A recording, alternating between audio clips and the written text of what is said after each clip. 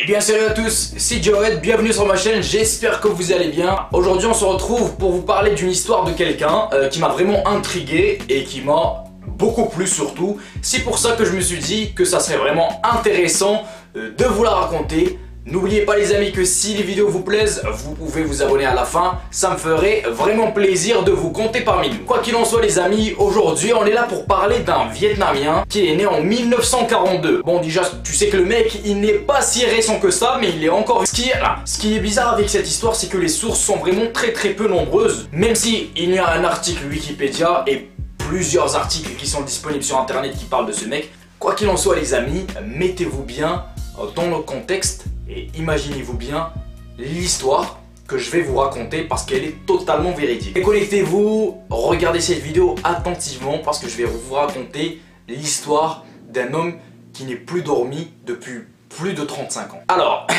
tout commence en 1973. Je vous rappelle que cette histoire est totalement véridique, ce n'est pas de la fiction, même si je vous la raconte tout calmement.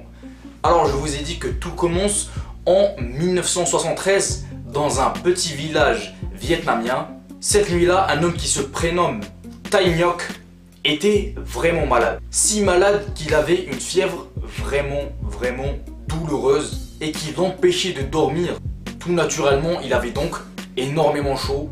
C'était donc une nuit d'insomnie qui venait de passer, en train de se battre avec la fièvre qu'il avait. Mais ce que cet homme ne savait pas, c'est que c'était... Mais ce que cet homme ne savait pas, c'est qu'il n'allait plus jamais pouvoir dormir. Alors, après la fièvre qu'il a eue, jusqu'à ce jour, il n'a vraiment pu passer aucune nuit de sommeil. Je vous vois venir, même pendant le jour, il dort pas. Et ce qui est le plus bizarre, et ce qui m'a le plus choqué moi personnellement, c'est que cet homme n'a aucune maladie de plus que les autres, n'a vraiment rien du tout d'alarmant. Et ce que j'ai le plus aimé dans son histoire, c'est que le mec profite de ses nuits de sommeil pour travailler en tant qu'agriculteur. Il a vraiment planté plein d'arbres, plein de plantes, etc. Mais ce qui m'intrigue le plus, c'est qu'est-ce qu'il doit faire les soirs où il n'a pas de travail. Parce que ça doit vraiment être très chiant et vraiment pesant au quotidien de ne pas pouvoir dormir correctement, de ne pas pouvoir dormir. Alors imaginez-vous si vous ne pouviez plus dormir, qu'est-ce que vous ferez les amis? Dites-le moi dans les commentaires. Et ce qui m'intrigue encore plus avec cette histoire-là, c'est que cet homme ne veut pas faire de test et ne veut pas quitter le Vietnam. Ça fait plus de 60 ans qu'il n'a pas quitté le Vietnam. Comme je vous l'ai rappelé 3 fois durant cette vidéo, cette histoire est totalement véridique. Même si je vous la raconte comme si c'était une histoire tirée d'un livre ou quoi que ce soit, c'est vraiment vrai. Je vous mets toutes les sources en description les amis si vous voulez vérifier, il y a une page Wikipédia etc.